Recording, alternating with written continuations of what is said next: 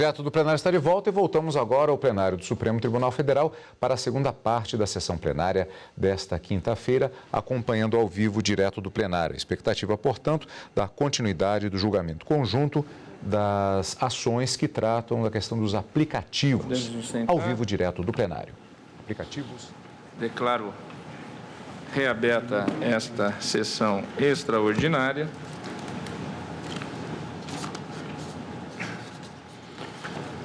E agora passo a palavra ao relator do recurso extraordinário 1.054.110,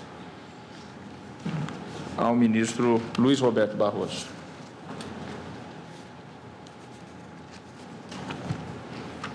Obrigado, presidente. Boa tarde a todos.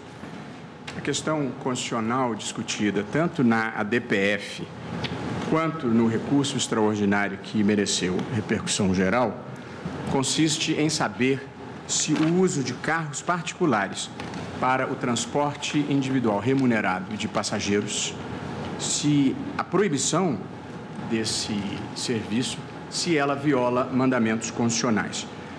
Em ambos os casos, estão em discussão leis municipais. No meu caso, uma lei municipal de São Paulo e, no caso do ministro Luiz Fux, uma lei municipal de Fortaleza, que proíbem a atividade de transporte individual remunerado de passageiros. No caso específico da lei paulistana, entende-se que este é um serviço público ou um serviço de utilidade pública que somente pode ser prestado mediante autorização do poder público e, portanto, a sua prestação como uma atividade privada consistiria ou constituiria um serviço de táxi clandestino. Esta é a posição da Câmara Municipal. De modo que, originariamente, esta era a discussão, saber se é um serviço público ou de utilidade pública sujeito à autorização ou saber se é uma atividade econômica regida pelos princípios da ordem econômica e que poderia ser eventualmente restringida, mas não interditada. Eu digo originariamente, ministra Rosa, porque, posteriormente ao ajuizamento de ambas essas demandas, houve a superveniência de uma lei federal, a Lei 13.640, de 26 de março de 2018, deste ano, que alterou a Lei de Mobilidade Urbana e resolveu essa controvérsia, porque a nova lei passou a prever a existência de duas situações distintas e de maneira expressa. O transporte público individual a ser oferecido pelo sistema tradicional de táxi e o transporte remunerado individual privado, que mereceu um inciso específico e que pode ser prestado por plataformas como Uber, Cabify e 99 Táxi. A nova lei, a lei federal, ela cuidou também de instituir as normas que deveriam reger a prestação desse transporte individual privado. Portanto, ela estabelece algumas regras que em seguida vou enunciar e, além disso, a lei federal atribuiu expressamente, portanto, resolvendo uma disputa, aos municípios e ao Distrito Federal competência para a fiscalização e a regulamentação deste serviço. Portanto, a lei federal estabeleceu os parâmetros para o serviço privado e atribuiu aos municípios e ao Distrito Federal a competência para regulamentar e fiscalizar esse serviço. De modo que, uma vez reconhecida a natureza privada deste serviço, a discussão se transferiu para os princípios da ordem econômica privada aplicáveis a essa matéria.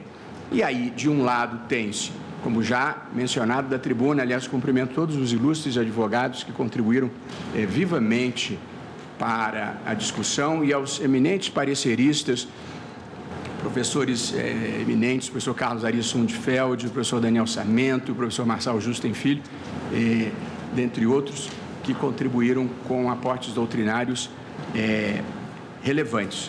Portanto, reconhecida a natureza privada, a discussão se transfere para os princípios da ordem econômica e aqui são, de certa forma, balanceados ou entram em jogo tanto o princípio da livre iniciativa quanto o princípio da livre concorrência. O meu voto, presidente, está dividido em 3 partes. Na primeira, 3 partes não muito longas.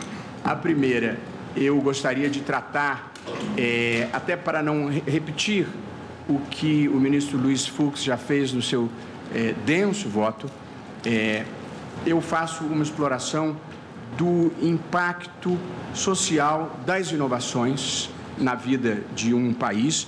Na segunda parte, eu discuto brevemente o conteúdo da livre iniciativa e as soluções para este problema compatíveis com a livre iniciativa.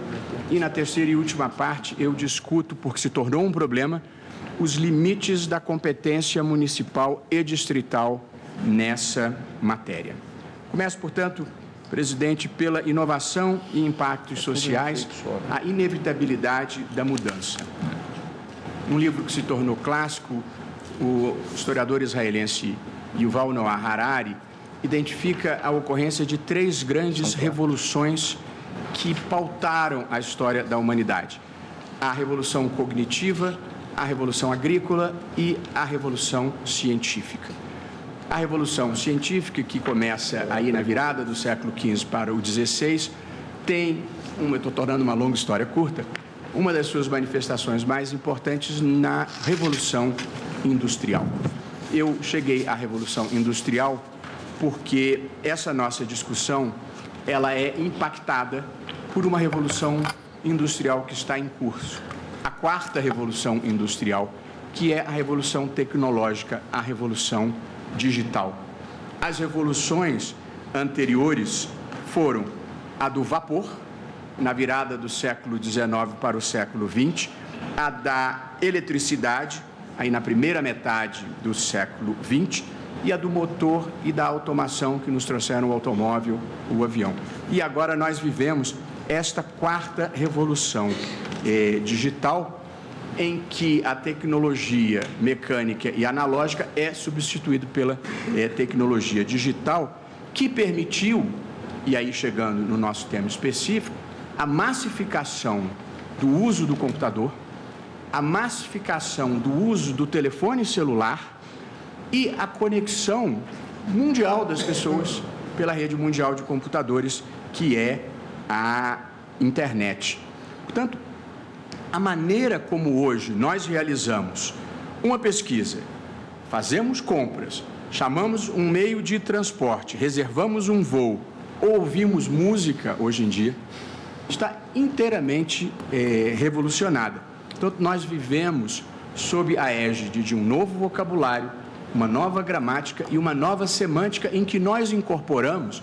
É surpreendente, eu mesmo me surpreendi quando fiz a lista, a quantidade de palavras novas incorporadas às nossas vidas e sem as quais nós já não saberíamos viver. Vejam a minha lista breve: Google, WhatsApp, Waze, Spotify, YouTube, Windows, Dropbox, Skype, iTunes, iPhone, FaceTime, Facebook, Twitter, Instagram, Amazon, Google Maps, Google Translator e Netflix, para citar apenas os que eu conheço de conhecimento próprio. Os mais jovens e solteiros usam um tal de Tinder também, mas infelizmente eu estou fora desse mercado. Ou felizmente, porque sou bem casado, graças a Deus. E a maior parte dos processos hoje no Supremo Tribunal Federal são processos eletrônicos, e nós bem sabemos disso. Quem viaja, nós trabalhamos em qualquer lugar do mundo com acesso ao sistema e com condições de assinar documentos, seja se estivermos em Brasília, em Londres ou em Vassouras. Portanto, eu faço essa introdução para contextualizar um mundo que é um mundo completamente transformado nas últimas décadas. Até pouco tempo atrás, as grandes empresas eram empresas ou de petróleo ou empresas que produziam bens duráveis, automóveis, ou utilidades relevantes como geladeiras, como era a General Electric. Hoje em dia, presidente, as 4 empresas mais valiosas do mundo são Apple, Amazon, Microsoft, Google e Facebook. Portanto, tecnologia e conhecimento e propriedade intelectual substituíram os bens materiais que faziam a riqueza de outra época. E, portanto, não há como a velha economia não ser afetada, e é por isso mesmo que está todo mundo em busca de novos modelos de negócios. Diversas funções, ofícios e equipamentos que eram mandatórios o outro dia já são obsoletos.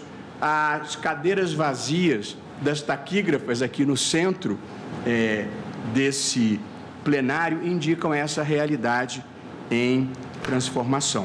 Portanto, o que vem acontecendo é o que, em teoria econômica, um clássico do Schumpeter, se chama de destruição criativa. O que nós temos é um ciclo próprio do desenvolvimento capitalista em que há a substituição de velhas tecnologias, de velhos modos de produção por novas formas de produção, numa terminologia nova que é muitas vezes chamada de inovação disruptiva, por designar ideias capazes de enfraquecer ou substituir indústrias, empresas ou produtos estabelecidos no mercado. E nesse cenário é muito fácil de perceber o tipo de conflito que está ocorrendo aqui entre os detentores dessas novas tecnologias disruptivas e os agentes tradicionais do mercado. Players que eram estabelecidos em seus mercados, por vezes monopolistas, e que são ameaçados por atores que se aproveitam das lacunas de regulamentação de novas atividades para obterem vantagens competitivas, sejam elas regulatórias ou tributárias. É o caso, por exemplo, essa não é a única disputa que está ocorrendo entre novas tecnologias e mercados tradicionais.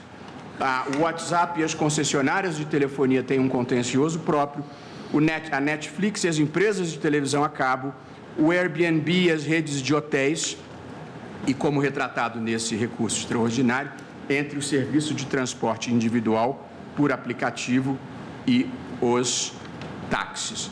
Portanto, presidente, eu penso que nós temos que aceitar como uma inexorabilidade do progresso social o fato de que há novas tecnologias disputando o mercado com as formas tradicionais de oferecimento de determinados serviços. E acho que é inócuo tentar proibir a inovação ou preservar o status quo. Assim como a destruição das máquinas de tear no início do século XIX por trabalhadores ingleses, ou pouco depois, na França, quando se começaram a vender roupas prêt-à-porter, que os alfaiates também invadiam as grandes lojas, não é possível frear a revolução industrial. De modo que o desafio do Estado está em como acomodar a inovação com os mercados pré-existentes. E penso que a proibição da atividade na tentativa de contenção do processo de mudança, evidentemente, não é o caminho, até porque acho que seria como tentar aparar vento com as mãos. Portanto, encerrando a primeira parte do meu voto, há um conjunto de novas tecnologias, elas se impõem e merecem uma demanda relevante da sociedade e, evidentemente, a melhor forma de o Estado lidar com essas inovações e, eventualmente, com a destruição criativa da velha ordem, não é impedir o progresso, mas sim tentar produzir as vias conciliatórias possíveis. Passo, presidente, para o segundo capítulo do meu voto, que diz respeito à livre iniciativa na Constituição, e penso que aqui nós estamos vivendo também, no Brasil, um processo importante de redução de uma das grandes disfunções nacionais, que é o oficialismo. Essa crença de que tudo o que é relevante depende do Estado, das suas bênçãos ou do seu financiamento. No Brasil, da telefonia às fantasias de carnaval, tudo depende de dinheiro do BNDES, da Caixa Econômica, dos fundos de pensão, dos cofres estaduais ou municipais, ou dos favores do presidente, do governador ou do prefeito, ou, no mínimo, uma permissãozinha ou uma autorizaçãozinha que frequentemente vem condicionada por interesses políticos. De modo que os valores sociais do trabalho e da livre iniciativa no Brasil, tal como eu percebo, muitas vezes são vencidos por um capitalismo de Estado, com o capitalismo de compadrio, com a sua distribuição de favores e de benesses.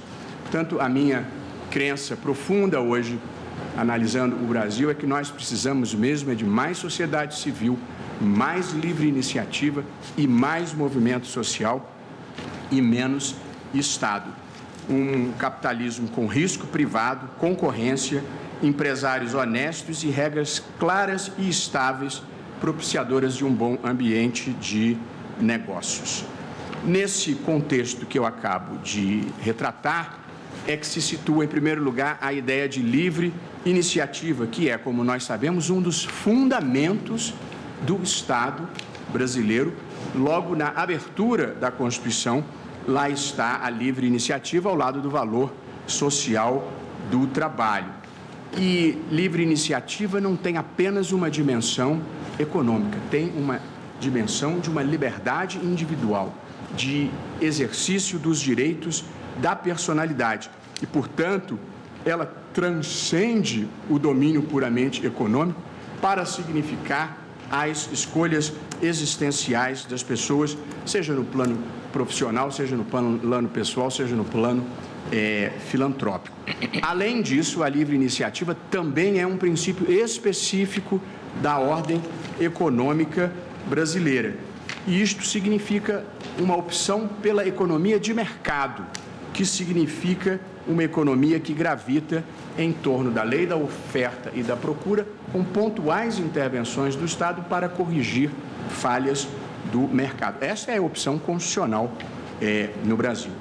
E, portanto, neste ambiente, eu penso ser incompatível com a livre iniciativa normas que proíbam explicitamente uma atividade econômica, como no caso é o transporte individual remunerado de passageiros cadastrados em aplicativos.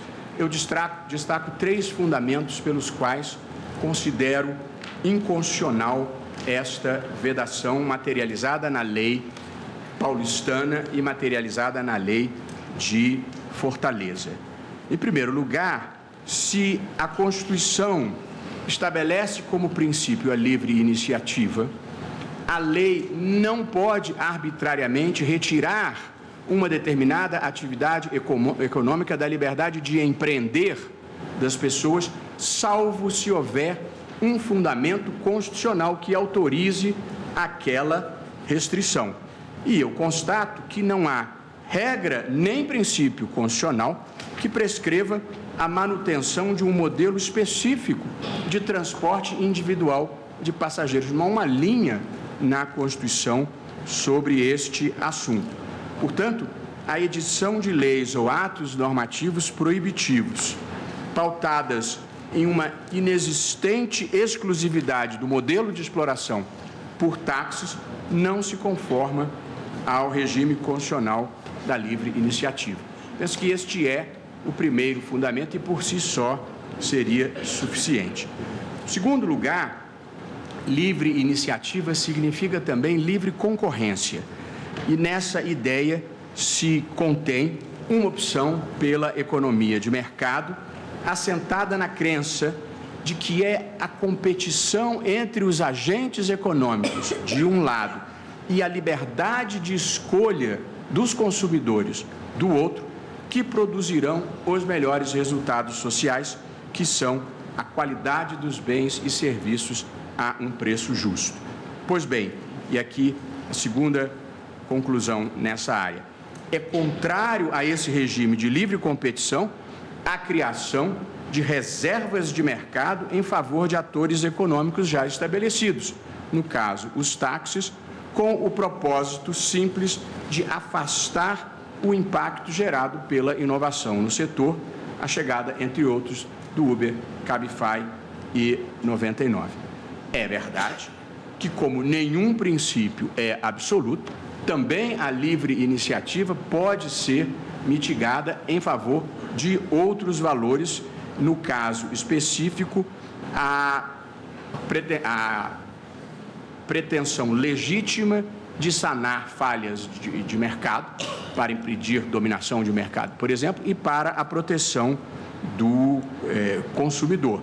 Portanto, a chegada de novos atores em um mercado pré-estabelecido não pode, por sua vez, eliminar a concorrência igualmente existente. Portanto, o Estado pode incentivar ou desincentivar comportamentos onde o livre mercado não realiza adequadamente os valores condicionais. Porém, a regulação estatal não pode afetar o núcleo essencial da livre iniciativa, privando os agentes econômicos do direito de empreender, inovar e competir. E, portanto, a restrição desproporcional ao transporte individual de passageiros por motoristas e clientes cadastrados em aplicativo, também por esta razão, contraria a Constituição.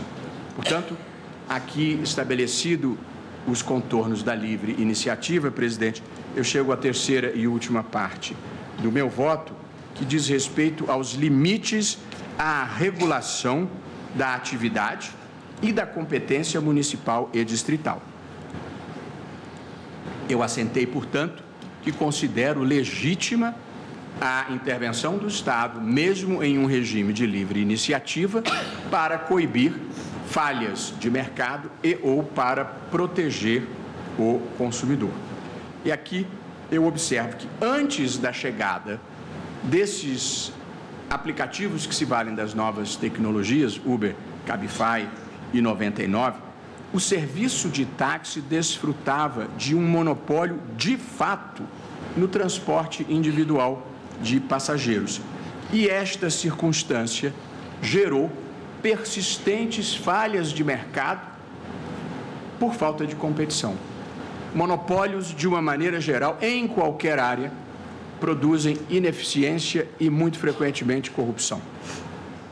E, portanto, preço fixo, alto, má qualidade dos veículos e, por vezes, má atitude dos motoristas, por exceção, usei táxi a minha vida inteira, sou muito grato e admirador, é um trabalho espinhoso e de extrema utilidade, mas a verdade é que havia falhas de mercado e deficiências no serviço de táxi, e com a chegada da concorrência dos motoristas cadastrados em aplicativo, a verdade é que o serviço de táxi sofreu significativas modificações para melhor. Criaram-se, procurei listar algumas, aplicativos para chamada de táxi. Portanto, o serviço tradicional de táxi também passou a se beneficiar da tecnologia que permitiu o ingresso de novos atores econômicos. Descontos especiais começaram a ser oferecidos porque os concorrentes passaram a oferecer preços melhores, as frotas foram modernizadas e os motoristas incorporaram novos padrões de atendimento. Portanto, a convivência de regimes de regulação distintos no mercado de transporte individual de passageiros teve um impacto positivo na qualidade de serviços, inclusive os serviços do mercado pré-existente, e esta foi, como já mencionado da tribuna, pelos ilustres advogados que fizeram sustentações de grande qualidade. Este entendimento foi avalizado pela Secretaria de Acompanhamento Econômico do Ministério da Fazenda, em nota técnica que me abstenho de ler, porque ela já foi objeto de menção específica.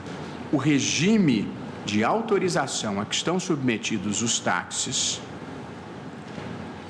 impunha barreiras ao ingresso de novos operadores no mercado. Isso, portanto, significava uma limitação à quantidade de carros em circulação e um obstáculo à competição, agravado pelo fato de que havia um controle de preço e um preço único praticado por todos os agentes econômicos. A admissão de diferentes regimes de regulação para a mesma atividade, que caracteriza a denominada assimetria regulatória, ela não viola a isonomia, mas, na verdade, é um caminho para o aumento da competitividade, com a proporcional melhoria de bem-estar do usuário dos serviços, que se beneficia da competição entre os modelos tradicionais e os modelos inovadores. Outros aspectos positivos do ingresso dos novos players nesse mercado. A ampliação do direito de escolha do consumidor, o que atende ao mandamento constitucional de proteção do consumidor. 2, impacto positivo sobre a mobilidade urbana. A verdade é que, curiosamente ou interessantemente, a oferta de Uber e assemelhados no mercado de transporte urbano diminuiu o número de carros nas ruas, porque menos gente passou a sair com o seu próprio automóvel. E aqui um dado interessante. Pesquisa do Instituto Datafolha de 2017 revelou que 59% das pessoas usam esses serviços novos para chegar ou sair de uma estação de metrô ou trem ou ponto de ônibus. Portanto, esses dados revelam que a modalidade privada de transporte individual atende a uma demanda reprimida para modais de integração às linhas de transporte público. E o terceiro benefício importante e muito interessante é o impacto positivo sobre o meio ambiente. Pesquisa do Massachusetts Institute of Technology, o MIT, divulgada em 16 de janeiro de 2018, atesta que o transporte compartilhado por meio de aplicativos contribui para a diminuição da quantidade de veículos em circulação, melhoria do trânsito nas cidades e na redução da emissão de poluentes.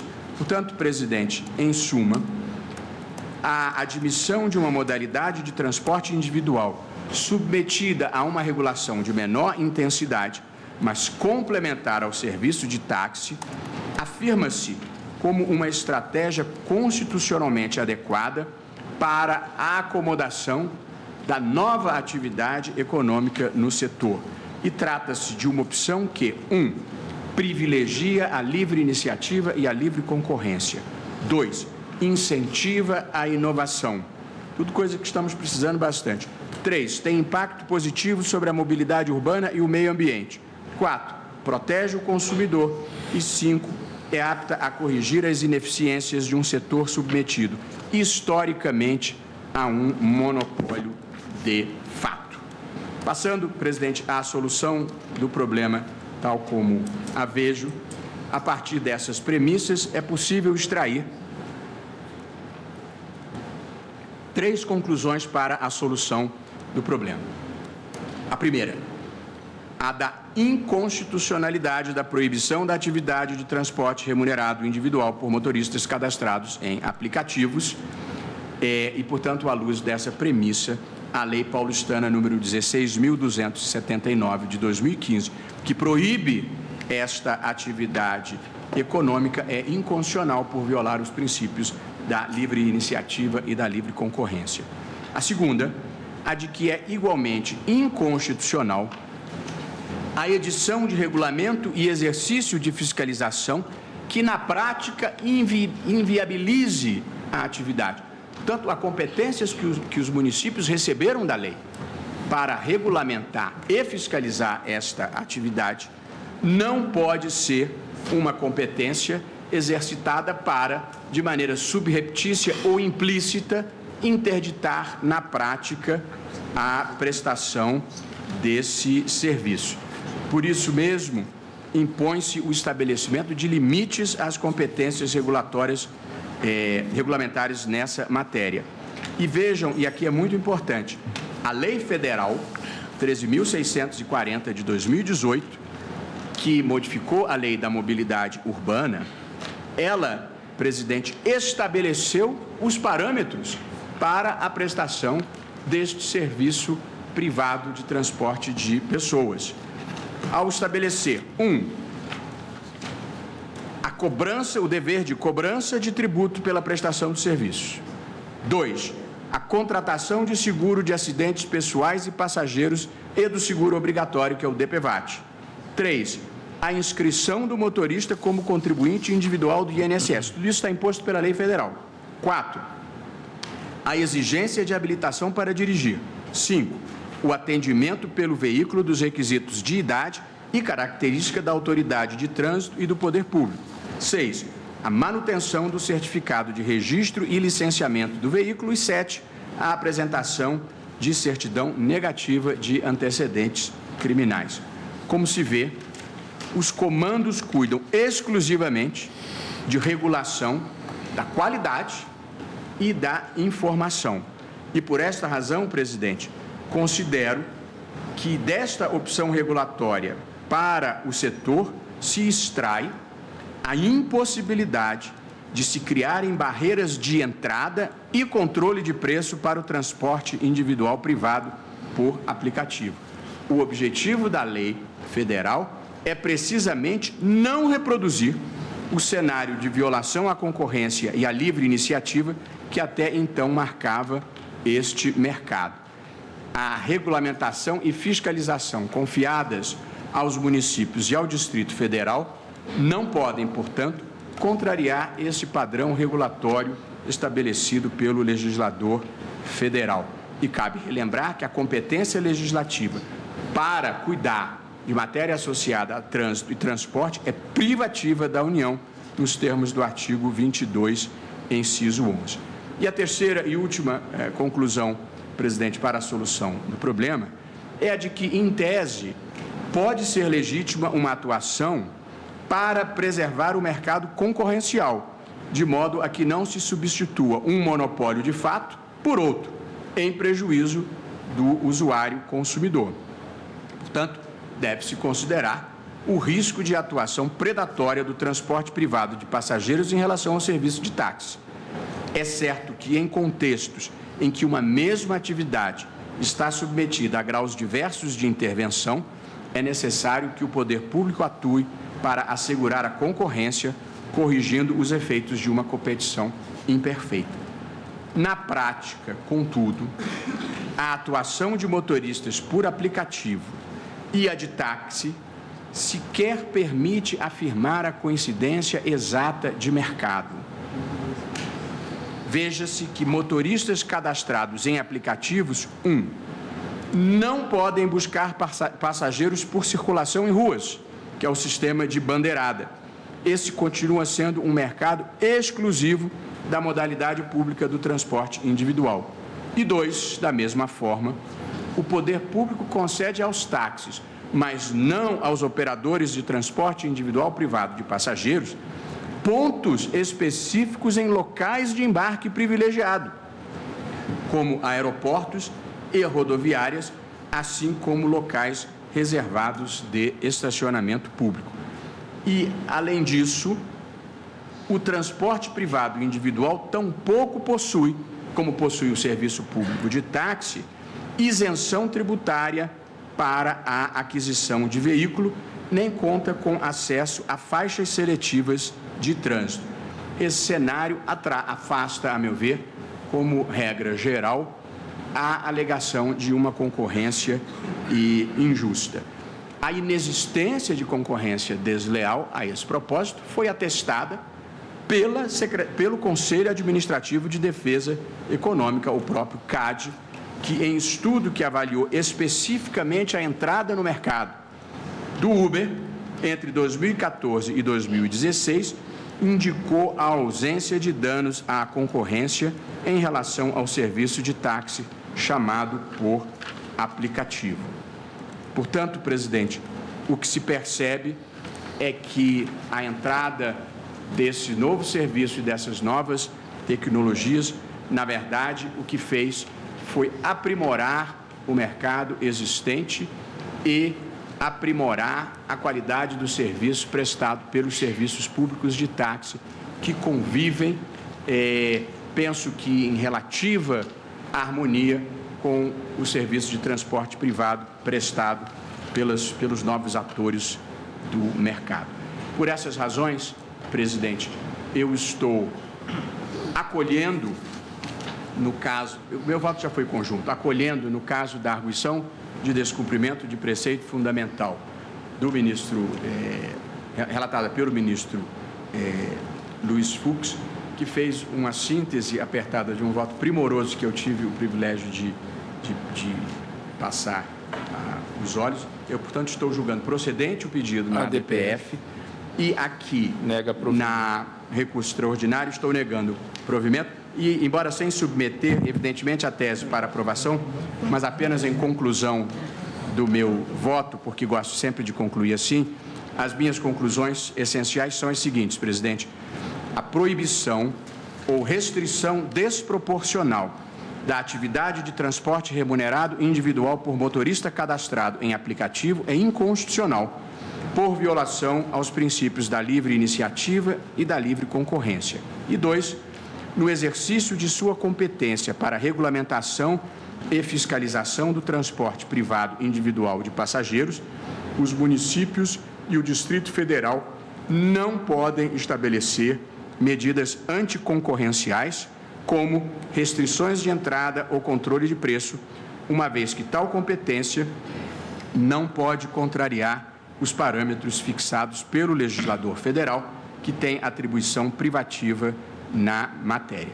E aos motoristas de táxi que prestam, como disse, um serviço valioso, eu sou convencido de que esta linha de entendimento que o ministro Luiz Fux e eu estamos professando aqui irá, na verdade, incrementar um mercado pela concorrência, com melhoria das condições para o consumidor e para os próprios trabalhadores desse mercado. É como voto, presidente. Agradeço ao ministro Luiz Roberto Barroso. E o ministro Luiz Fux já me sinalizou que, no caso do recurso, nega provimento. Da mesma forma, acompanho o ministro. Senhor presidente, pela ordem, ministro Ricardo eu havia no intervalo expressado que eu tenho algumas questões técnicas com relação a esses dois votos que foram magnificamente enunciados, assim como também as sustentações orais da tribuna foram muito substanciosas, mas tem um pequeno ponto que eu queria esclarecer e vou pedir vênia, se os colegas concordarem, para pedir vista antecipadamente, e minha dúvida é a seguinte, mais com relação à DPF 499. O artigo 1º da Lei 10.553 de 2016, de Fortaleza, que é atacada nesta DPF, ela menciona transporte público individual. Mas o ministro Barroso trouxe à colação, a meu ver, de forma muito oportuna, uma distinção que a Lei Federal 12.587 de 2012, que institui diretrizes da Política Nacional de Mobilidade Urbana, ela traz uma distinção muito sofisticada e correta, a meu ver, no artigo 4º, inciso 8º, entre transporte público individual, transporte individual, que nesta seção que se dedica a definições, é conceituada como serviço remunerado de transporte de passageiros aberto ao público por intermédio de veículos de aluguel para realização de viagens individualizadas. Isso está no inciso 8º. Por sua vez, o inciso 10º desse mesmo dispositivo, artigo 4º, define transporte remunerado privado individual de passageiros como sendo serviço remunerado de transporte de passageiros não aberto ao público para a realização de viagens individualizadas ou compartilhadas, solicitadas exclusivamente por usuários previamente cadastrados em aplicativos ou outras plataformas de comunicação em rede. Portanto, a minha dúvida, e eu trarei com a maior brevidade possível o meu voto vista, é para saber se este artigo 1º é para esclarecer, pelo menos me esclarecer, no sentido de deixar claro se esse artigo 1º da Lei de Fortaleza, quando fala em transporte público individual, abrange também o uso de carros particulares contratados por meio de aplicativos. Mas apenas essa questão técnica, que me parece até interessante ser um pouco mais desenvolvida, eu trarei com a maior brevidade possível. Peço vista antecipada, então, senhor presidente. Não, Vossa Excelência já havia no intervalo... Pois não, o julgamento vai ser proclamado e a Vossa Excelência poderá encaminhar memoriais a todos nós. É só um esclarecimento rápido sobre... Não, eu estou... Pelo ministro. Pois não. Apesar da lei falar em transporte público individual de passageiros, foram apreendidos dentro desses autos pelo menos 10, e constam nos autos pelo menos 10 transportes individuais, carros particulares foram apreendidos nessa sequência. Eu entendi. É só para claro, explicar isso. Essa é justamente a dúvida que eu tenho, até porque o ministro Fux, quando iniciou seu voto, já fez menção à ementa, dizendo que já a ementa fala em proibição, etc., etc., mas trata de um outro tipo de transporte. Há uma pequena incongruência entre a ementa da Lei de Fortaleza e esse artigo 1º, do ponto de vista conceitual, terminológico. É apenas essa pequena dúvida que eu trarei. Penso que poderei verticalizar um pouco mais essa questão, mas ela será trazida com a maior brevidade possível. Agradeço ao advogado. Eu, então, proclamo o resultado parcial na arguição de descumprimento de preceito fundamental 449, após o voto do relator, julgando procedente a ação, no que foi acompanhado pelo ministro Luiz Roberto Barroso, pediu vista o ministro Ricardo Lewandowski. E, no caso do recurso extraordinário 1.054.110, de relatoria do ministro Luiz Roberto Barroso, após o voto do relator negando provimento ao recurso, no que foi acompanhado pelo ministro Luiz Fux, pediu vista o ministro Ricardo Lewandowski. Agora chamarei um feito que é de extrema importância para os tribunais e as justiças, tanto a estadual, a federal e a trabalhista, no que diz respeito à aplicação de tabelas de correções de juros moratórios e correção monetária. Trata-se do tema 810 da repercussão geral, validade da correção monetária e dos juros moratórios incidentes sobre as condenações impostas à Fazenda Pública, conforme previsto no artigo 1º-F da Lei 9.494 de 1997, com a redação dada pela Lei 11.960 de 2009. Trata-se dos embargos de declaração no recurso extraordinário 870.947, que procede de Sergipe, sendo relator o ministro Luiz Fux. Há 4 embargos de declaração. Há embargos de declaração da Confederação Nacional dos Servidores Públicos, CNSP e outro. Há também um outro embargo apresentado pelo Estado do Pará, segundos embargos. O terceiro embargos foi apresentado por vários estados da Federação e o Distrito Federal. E, por fim, o quarto embargos, em que é embargante o INSS, o Instituto Nacional do Seguro Social, e também a Associação Nacional dos Servidores do Poder Judiciário. Então, para julgamento do conjunto dos 4 embargos de declaração, passo a palavra ao relator, ministro Luiz Fux. Senhor presidente, Gade da Corte, ilustre representante do Ministério Público, senhores advogados, estudantes presentes. Senhor presidente, nós declaramos a inconstitucionalidade do artigo 1º, a linha F, que assim dispunha: nas condenações impostas à Fazenda Pública, independente de sua natureza e para fins de atualização monetária, remuneração do capital e compensação de mora, haverá incidência uma única vez até o efetivo pagamento dos índices oficiais de remuneração básica e juros aplicados à caderneta de poupança. Esse artigo foi declarado inconstitucional porque nós julgamos os juros e a correção monetária que correm da data da propositura até a condenação. Esse que foi objeto do nosso recurso.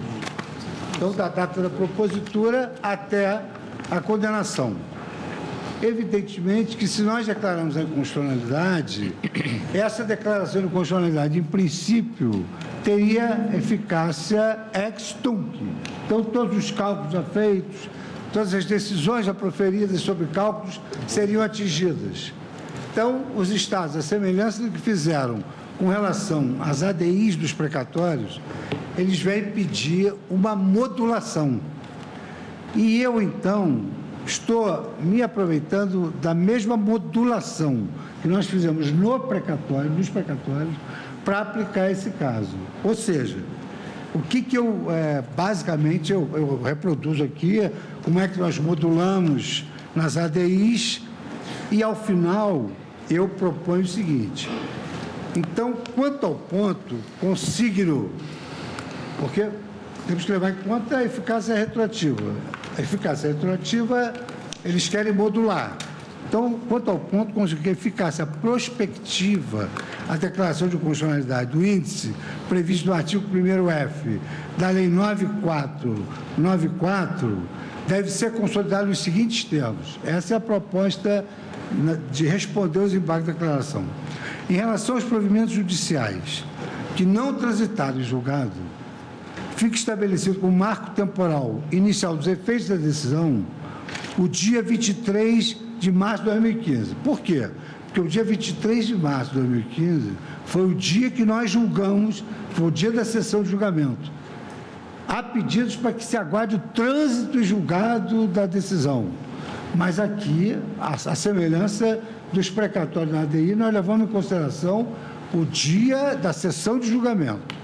Então, em relação aos provimentos judiciais que não transitaram em julgado, fica estabelecido como marco temporal dos efeitos da decisão o dia 25 de março de 2015, consoante o que decidido na questão de ordem formulada nas ADIs 4357 e 4425.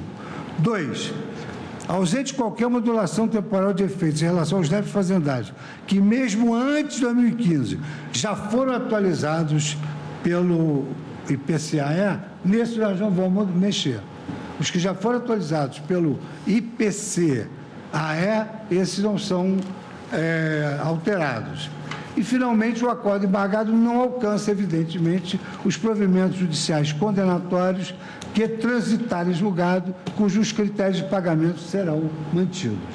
Então, essa é a proposta de modulação. A única dúvida que eu tenho é quanto às demandas em andamento, ou seja, aqueles que se mostraram inconformados com a incidência de uma percentagem que não correspondeu à inflação e entraram em juízo. Se nós estipularmos quanto ao item A, né, a data de 23/3/2015, se terá uma frustração generalizada. É verdade. Ou seja, se terá credores, né, que se mostraram inconformados, recorreram ao judiciário e não lograrão o êxito. Eu entendo a eficácia prospectiva, eu excluiria da eficácia prospectiva, presente a data do julgamento, essas situações jurídicas em que houve o ajuizamento de ação. Ou seja, houve a demonstração inequívoca de inconformismo do credor. A única ponderação que faço. Uma questão não só de segurança jurídica, muito embora muitos tenham se resignado, e também uma questão de repercussão. Aqueles que confiaram na ordem jurídica constitucional, aqueles que confiaram na ordem jurídica constitucional e buscaram o judiciário para terem proclamada essa ordem jurídica constitucional, não podem ser prejudicados, né? O ministro Alexandre de Moraes, ministro Marcos, sinalizou que irá pedir vista. Ai. E há tanto processo, presidente, represado, aguardando essa definição. Eu só queria... Por favor. acho que tem uma ação declaratória. Você? Acho que tem uma ação declaratória de constitucionalidade a propósito desse debate sobre a TR. Exato. Não, sobre a possibilidade de modulação? Não. Não, 27. Não, quanto a exatamente por conta a correção, tendo em conta os índices da caderneta de poupança, né? Isto. Mas Então, aí nós já concluímos que haveria enriquecimento sem causa. Mas em suma temos isso. Nós temos na ADIM, temos aqueles embargos de declaração com efeitos infringentes. Eu acho que na ADIM nós já modulamos. Não, nós modulamos, né, com embargos, mas aí tem embargos de declaração com efeitos infringentes, em que o ministro Celso anunciou uma revisão. Da posição dele. Da posição dele, o que reverteria o julgamento. Aí Vossa Excelência, então, indicou adiamento.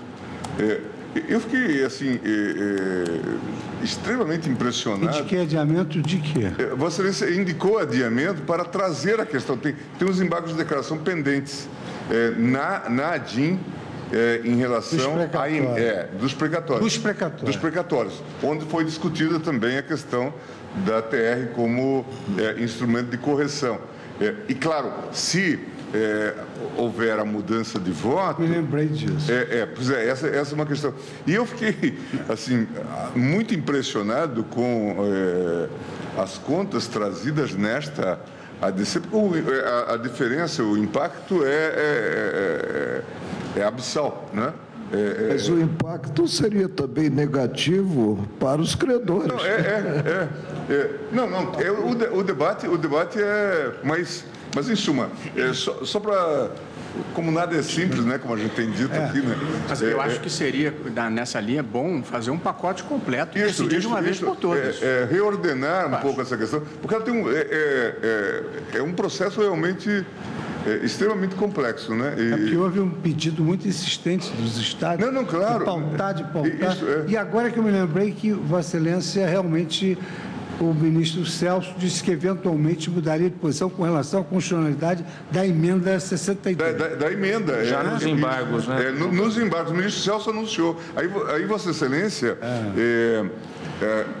pediu tempo e disse que faria, então, um reexame. E essa matéria está pendente de...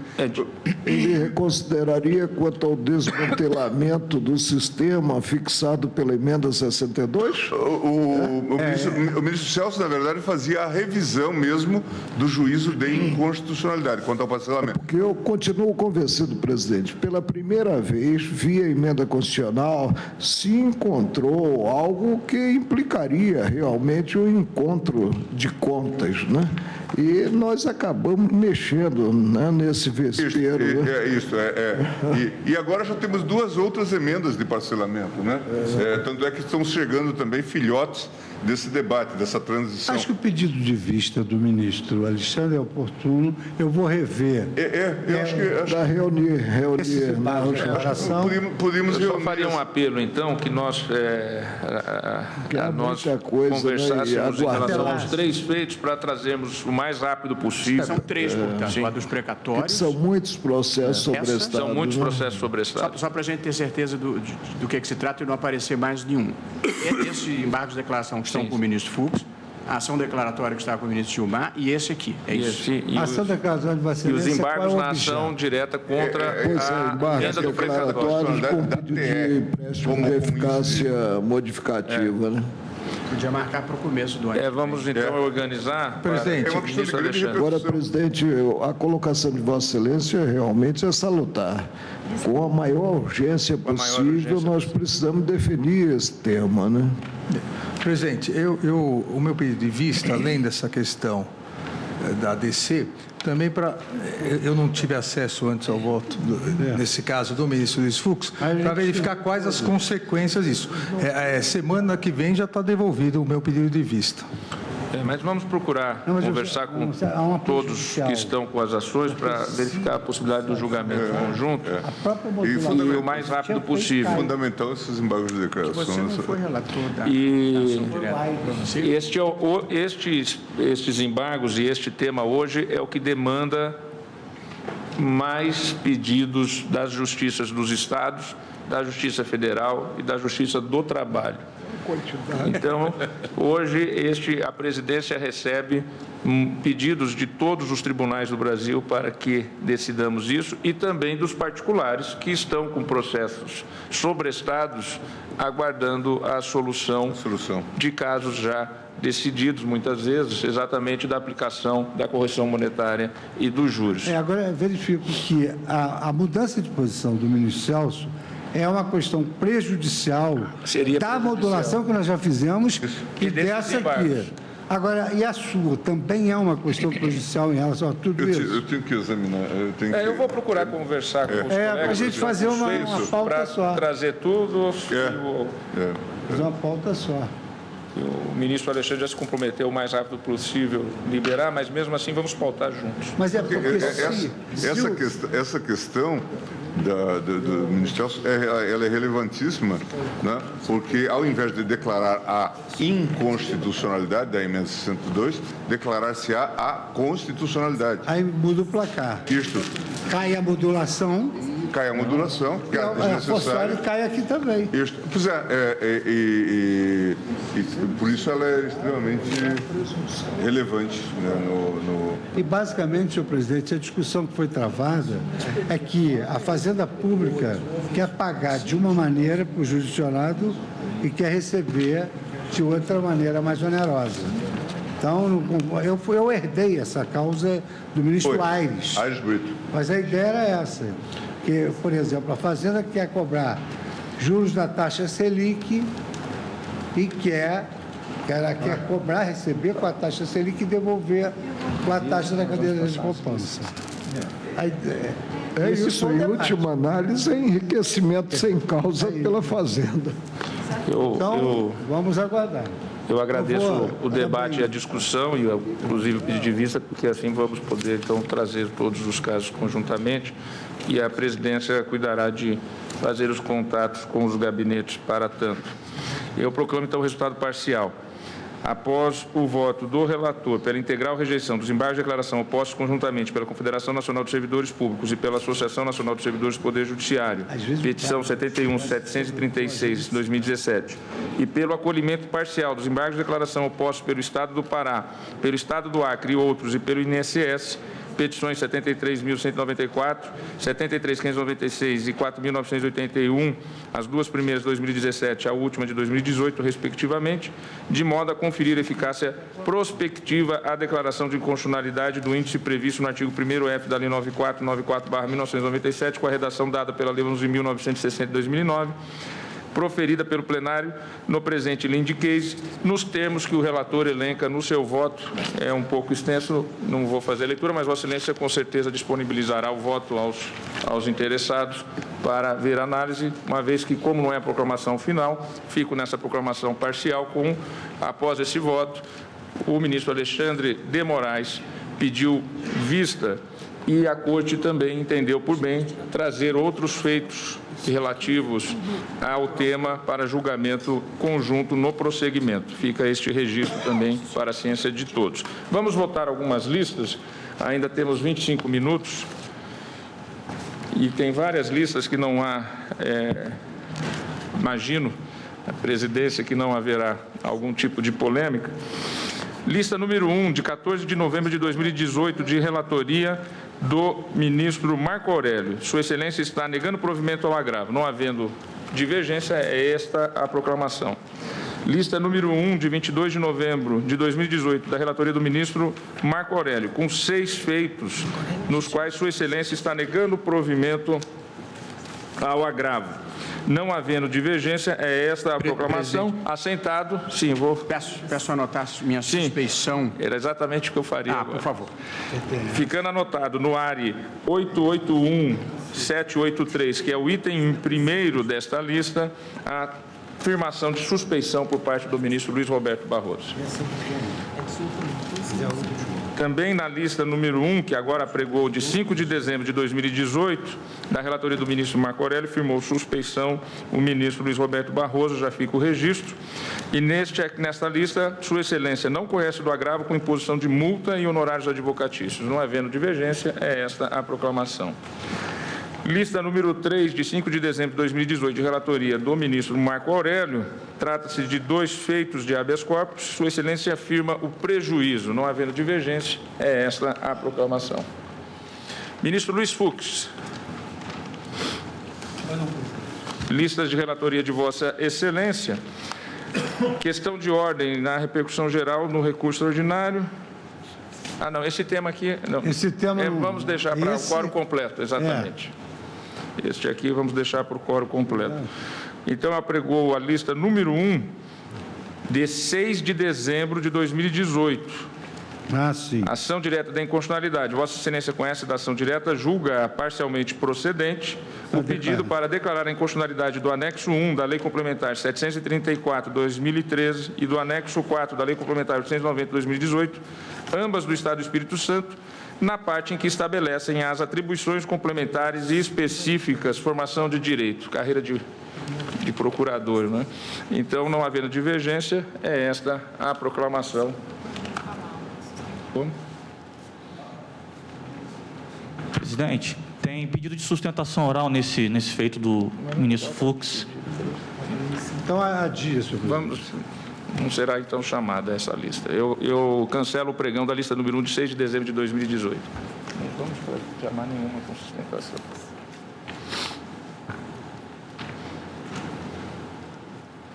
Ministro Luiz Fux, lista número 1 de 22 de novembro de 2018, ação direta de inconstitucionalidade que Vossa Excelência conhece e julga improcedente o pedido. Não havendo divergência, é esta proclamação. Pois não.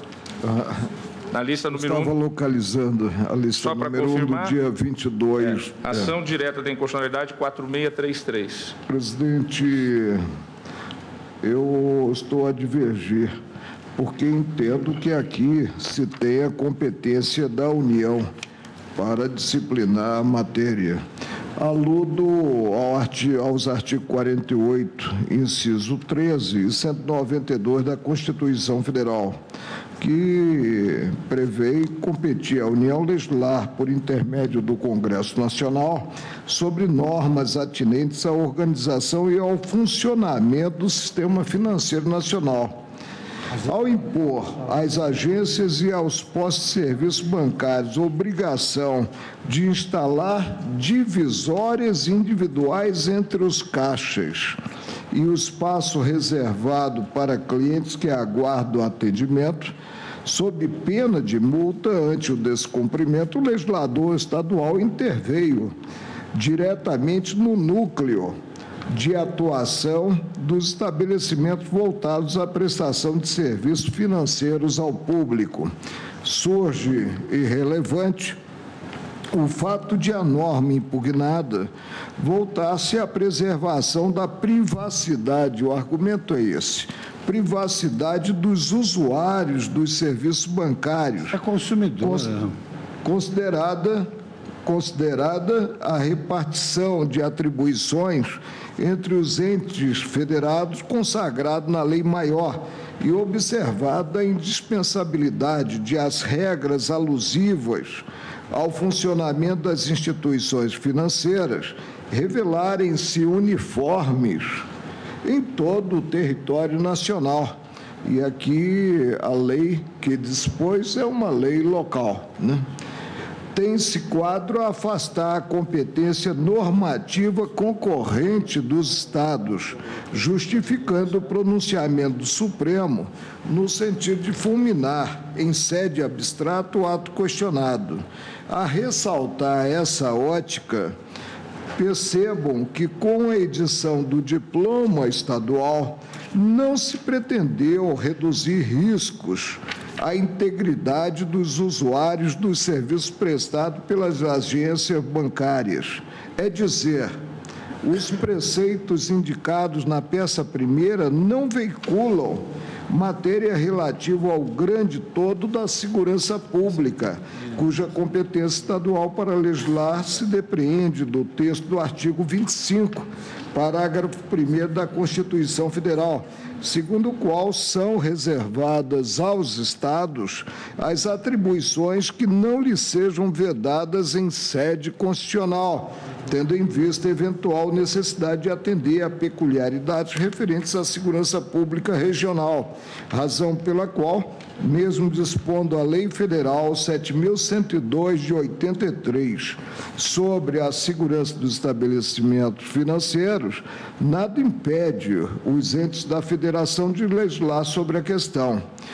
Divirjo, portanto, do relator para julgar procedente o pedido assentando sob o ângulo formal, problema da competência para normatizar a inconstitucionalidade da Lei 14.364 do Estado de São Paulo, mesmo tendo o Estado de São Paulo como Estado-país dentro do país.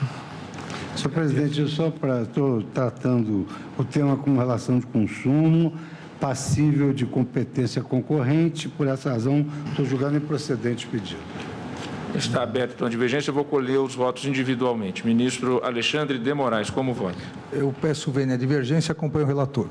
Ministro Luiz Edson. Com o relator. Ministro Luiz Roberto Barroso. Da mesma forma. Ministra Rosa Weber. Ministro Ricardo Lewandowski. Também peço vênia à divergência, acompanho o relator. Eu também peço vênia ao ministro Marco Aurélio.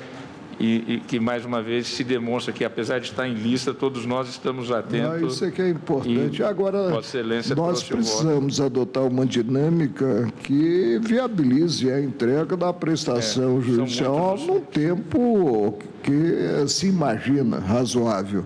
Juntarei o voto, que eu fiz a leitura só de uma parte dele, presidente. E agradeço exatamente para o bem da celeridade e do fluxo da pauta. Então, proclamo o resultado desta lista, que, por maioria, a ação foi julgada improcedente, vencido o ministro Marco Aurélio, que a julgava procedente por inconstitucionalidade formal. Uma última lista do ministro Luiz Fux, lista número 2, de 22 de novembro de 2018, ação direta da inconstitucionalidade, número 5725, Paraná. Sua Excelência conhece da ação e a julga procedente para declarar a inconstitucionalidade da Lei 18.909 de 2016 do Estado do Paraná. Não havendo divergência... Eu tenho acompanhado, senhor presidente, essa compreensão, embora tenha restado vencido, mas formou-se a orientação majoritária e eu apenas estou fazendo esse registro, mas acompanho o eminente relator. Então, por unanimidade, foi julgada procedente nos termos do voto do relator. Há duas listas, mas aí são ações diretas, não teríamos quórum, porque eu estou impedido do ministro Luiz Fux, então não teríamos quórum. Tem.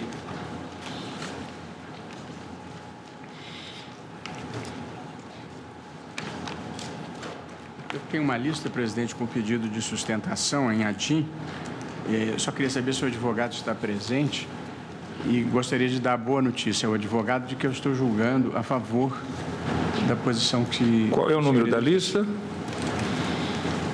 Perdão, eu me antecipei. Vossa Excelência não havia chamado ainda. Se vier a chamar a minha lista, é apenas para o advogado saber. Eu vejo aqui que na minha anotação eu estaria acompanhando Vossa Excelência. A lista número 1, de 6 de dezembro de 2018. Lista número 1 de 6 de dezembro de 2018. De quem é? Ação direta do ministro Luiz Roberto Barroso. Do ministro Luiz Roberto Barroso, lista número...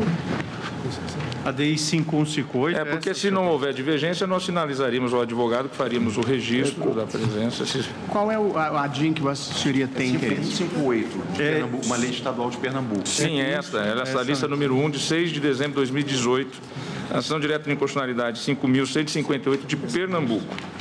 Sendo o relator o ministro Luiz Roberto Barroso, requerente ANFAB, Associação Nacional dos Fabricantes de Veículos Automotores, interessada Assembleia Legislativa do Estado de Pernambuco e governador do Estado de Pernambuco. O eminente relator está a julgar procedente a ação. Eu concluo de forma diversa, presidente, porque aqui... Pedido julgado procedente. Procedente. Integralmente. Integralmente procedente. Eu vou ler a emenda para a vossa senhoria estar confortável. Obrigado. Tem a palavra, presidente? Sim, a palavra ao ministro. É inconstitucional por extrapolação de competência concorrente para legislar sobre matérias de consumo, lei estadual que impõe às montadoras, concessionárias e importadoras de veículos a obrigação de fornecer veículo reserva a clientes cujo automóvel fique inabilitado por mais de 15 dias, por falta de peças originais ou por impossibilidade de realização de serviço durante o período de garantia contratual. Da interpretação sistemática dos artigos tais e quais da Constituição, extraem-se balizas impostas ao legislador estadual quando da elaboração de normas consumeristas. São assim vedadas extrapolações de competência concorrente e violações aos princípios da isonomia, livre iniciativa e da livre concorrência, sobretudo no que concerne à criação de ônus estadual a fornecedores, como verificado no exemplo da Lei 15.304/2014 do Estado de Pernambuco, cito diversos precedentes. Na hipótese, não se verifica a inconstitucionalidade formal de lei por alegada violação ao 66, parágrafo 1º, diante de irregular promulgação antecipada pelo Poder Legislativo, antes do término do prazo constitucional para sanção ou veto do chefe do Executivo.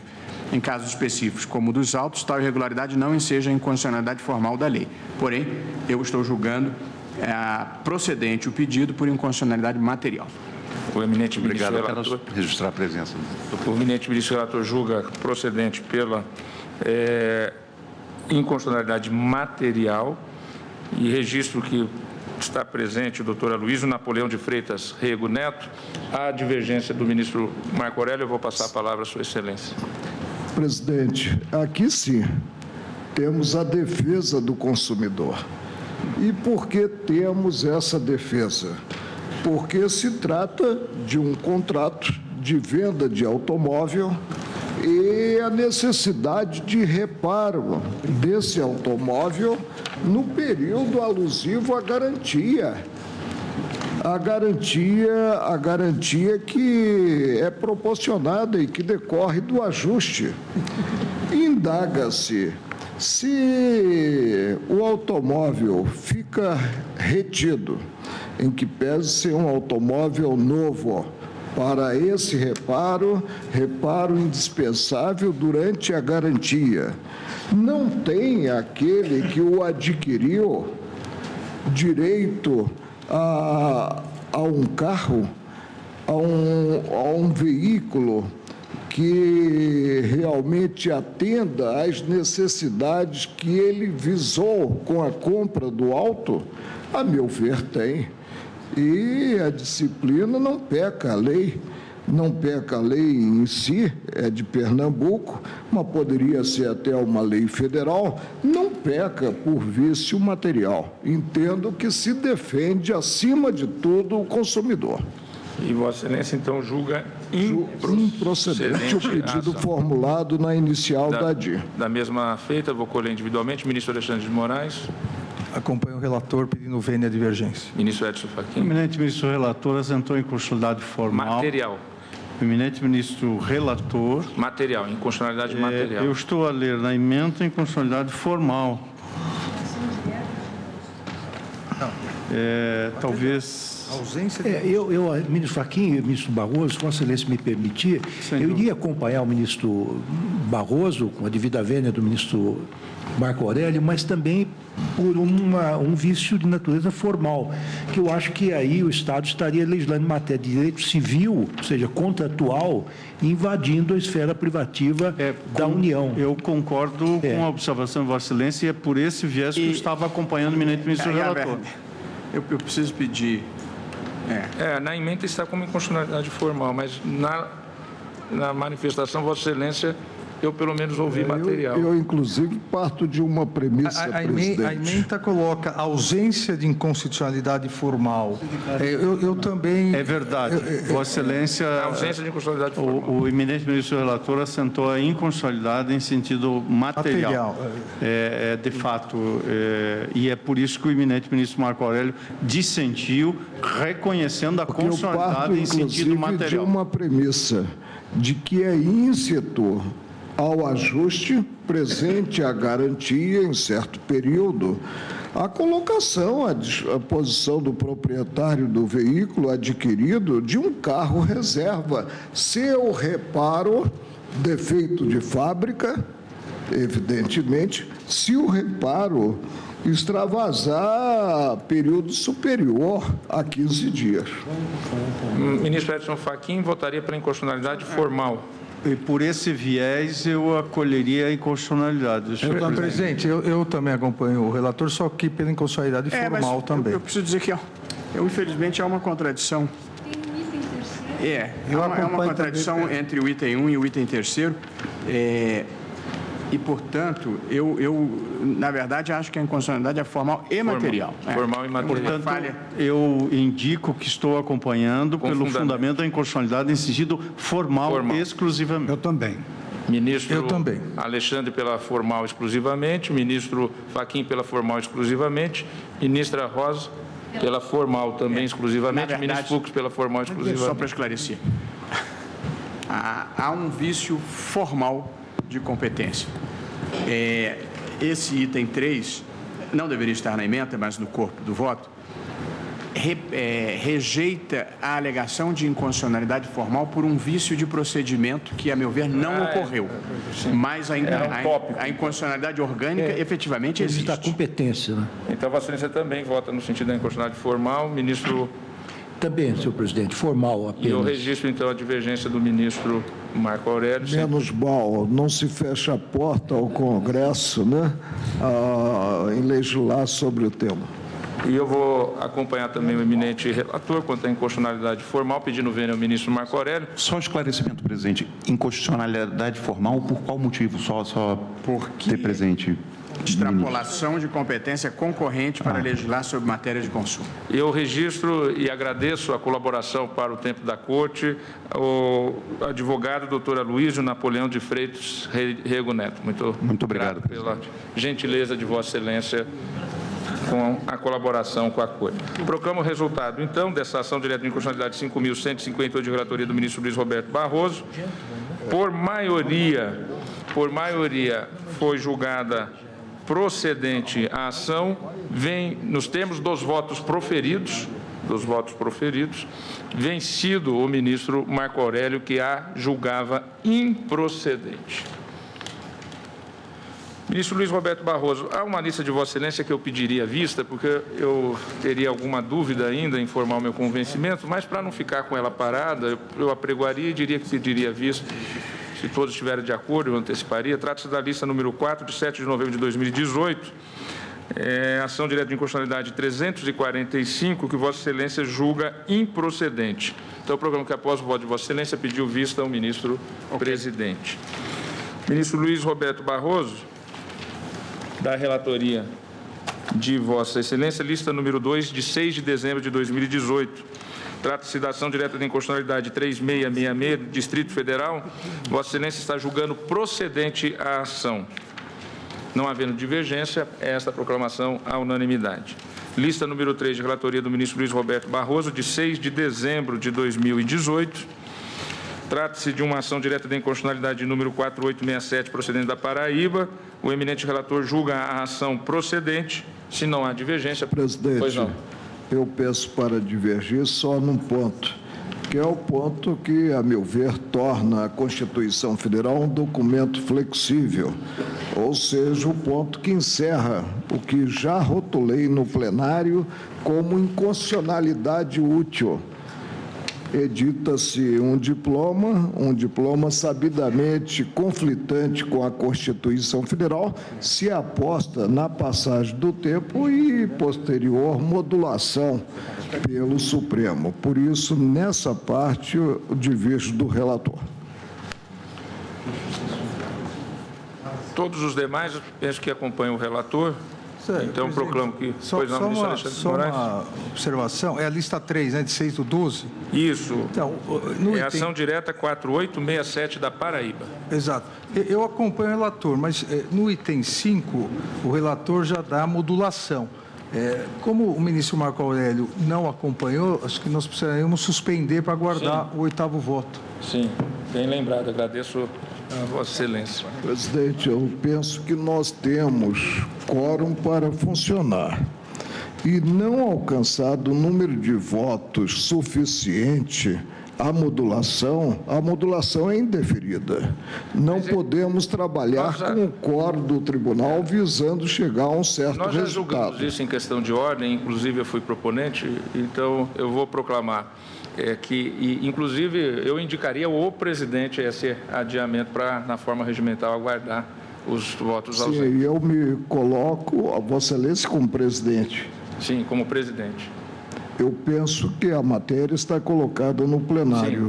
Sim. E peço vênia a Vossa Excelência para que fique consignado o meu ponto de vista. O Supremo não pode manobrar com quórum visando chegar a um certo resultado. É profissão de fé que eu tenho.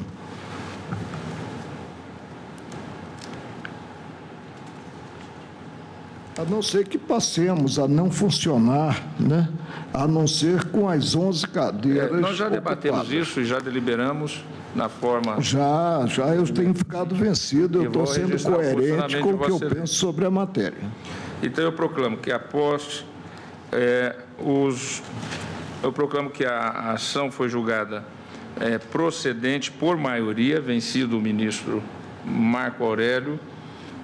Mas Vossa Excelência ficou vencido só na modulação, não, né? Não, eu só fico vencido na modulação, aí cheguei a prolatar voto. Então, eu digo que a ação, depois do voto do relator, julgando a ação procedente e propondo a modulação dos efeitos, no que foi acompanhado por maioria quanto à modulação, a presidência suspendeu o julgamento para a coleta dos votos ausentes, das cadeiras ausentes justificadamente na sessão de hoje, mais uma vez, consignando a divergência. A minha postura é contrária. Sim, consignando que no ponto diverge o ministro Marco Aurélio. Ministro Luiz Roberto Barroso, Vossa Excelência está devolvendo vistas em processos de relatoria do ministro Luiz Fux. Trata-se da lista número 5, de 7 de novembro de 2018, da relatoria de Vossa Excelência. E Vossa Excelência acompanha o relator quanto à conversão desses embargos em agravo regimental. No mérito, dá provimento ao recurso. Trata-se de embargos de declaração. Preciso localizar a lista. Qual é o número da lista, presidente? Vamos deixar essa lista para uma outra sessão. Já está avançada a hora e há uma divergência. Acompanha o relator? Não. Há uma divergência no mérito. É uma questão de... Vamos adiar. Fica então cancelado o pregão desta lista número 5, de 7 de novembro de 2018.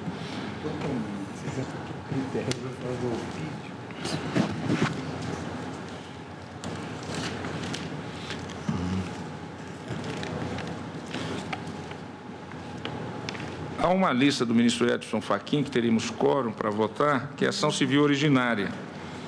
É a lista número 6, de 31 de outubro de 2018, e essa, então, seria a última, diante das 18 horas que chegamos agora. Aqui eu só tenho uma dúvida, presidente, por isso talvez não seja interessante seguirmos, né? Então... eu não sei qual é o objeto em si, né? Então, eu vou... cancelar esse pregão, diante do horário a que chegamos, depois, na próxima Eu poderia esclarecer, senhor presidente, muito brevemente, se Vossa Excelência me permitir, que aqui trata de emolumentos relativos a serviços notariais e registro no programa Minha Casa, Minha Vida. Eu estou, portanto, afastando a interpretação constitucional, segundo a qual, nesse caso, incidiria os emolumentos. Faço uma reflexão sobre o controle da densidade constitucional da Lei Federal 11.977, especialmente nos artigos 42 e 43.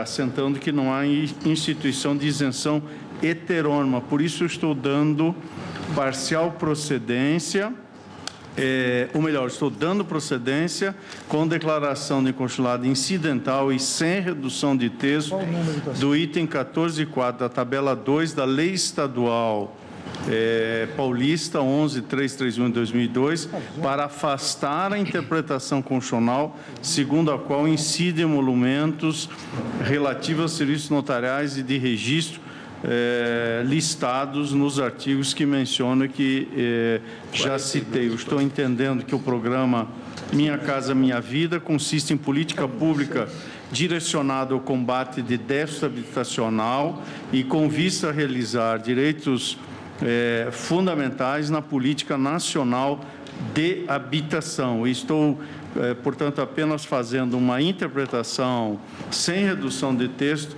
para, neste caso, afastar a interpretação que levaria à incidência dos emolumentos. Presidente, eu peço vista. Aqui também há, presidente, confusão, tendo em conta o objeto dessa ação civil originária, que é um objeto próprio ao controle concentrado de constitucionalidade. Exato. Por isso a declaração é incidental, presidente. Mas não há, pois é, nessa declaração que se diz incidental, controle difuso de constitucionalidade, chega-se ao controle abstrato. Porque quando há um conflito de interesse e aí a declaração incidental leva a uma certa conclusão quanto a um pleito, muito bem. É controle difuso, mas no caso concreto não. A conclusão do relator é para emprestar a interpretação conforme ao preceito da lei do Estado de São Paulo. Me parece que a pretensão da União, neste caso, é legítima e não acho que o Supremo deva negar a jurisdição. Não, eu não estou negando, ao contrário, presidente, não estou negando jurisdição. Eu estou apenas observando a organicidade do direito, entendendo que, quanto ao ângulo instrumental, as normas de regência, elas implicam segurança em seu sentido maior, saber o que é possível ou não ocorrer num caso concreto. Como o julgamento iniciou, vou tomar a liberdade de fazer chegar o voto na sua integralidade a todos os colegas e com o voto vista, sim, sem prejuízo de na retomada, Vossa Excelência fazer uma explanação agora, maior. Depois de passados 40 anos de ofício gigante, imaginar-se que sustento a negativa de jurisdição, isso é incrível, presidente. Todos nós sabemos que Vossa Excelência, no que diz respeito às questões formais, é sempre bastante... E a divergência num colegiado, presidente, é salutar. Colegiado, para mim, é somatório de forças distintas. E não pode haver esse não me toque. Me perdoe, ministro Luiz Edson Fachin. Eu estou respondendo à sua indelicadeza. Eu respondo delicadamente, ministro, que me referi à pretensão não foi da União. Não foi inicialmente. Eu respondi à pretensão da União e Vossa Excelência sabe o respeito e a admiração que dedico a Vossa Excelência, que não está apenas vertida em palavras. Eu vou, então, proclamar o resultado parcial da lista número 6, de 31 de outubro de 2018. Após o voto do relator, que julgava a ação civil originária procedente com a declaração de inconstitucionalidade incidental nos termos do voto proferido, pediu vista o ministro Alexandre de Moraes. Eu informo e convido os eminentes, reafirmo o convite já enviado aos eminentes colegas, ao senhor vice-procurador-geral da República, aos presentes, que será agora, aqui no Salão Nobre, subscrito um termo de cooperação técnica entre este tribunal e a Defensoria Pública da União, para dar adequado tratamento às correspondências de pessoas privadas de liberdade. A finalidade primordial do acordo é implementar um canal de comunicação direto, célere e eficiente, preferencialmente por meio eletrônico, entre o Supremo Tribunal Federal e a Defensoria Pública da União, mediante a qual serão repassadas a ela, a Defensoria Pública, correspondências recebidas pela Central do Cidadão do Supremo, a fim de que sejam tomadas pela Defensoria as providências processuais e ou extrajudiciais pertinentes. O Supremo Tribunal Federal recebe mensalmente, em média, 3.150 cartas de cidadãos em busca de revisão de processos criminais, benefícios penais, informações processuais e ou outras providências correlatas. E mais de 90% dessas questões não são de competência do Supremo. Então, através deste acordo de cooperação entre o Supremo Tribunal Federal e a Defensoria Pública da União, nós estabeleceremos um atendimento melhor no sentido de a Defensoria poder atender e dar a viabilidade desses pedidos pelo meio adequado, que é a Defensoria Pública da União. E fica aqui, então, o nosso registro de público na sessão, porque isso vai desonerar feitos que são eventualmente autuados para nós acabarmos por arquivá-los e mandar à Defensoria Pública. Então, será um instrumento mais célere, mais rápido. E, exatamente assim, convido a todos para estarmos agora nesta assinatura deste termo de cooperação e agradeço ao Defensor Público da União e à Defensoria Pública da União por esse trabalho que, sem dúvida nenhuma, vai demandar da Defensoria uma atuação de uma demanda maior. Mas, dito e feito este convite, proclamo que está, agradecendo a presença de todos, encerrado a sessão.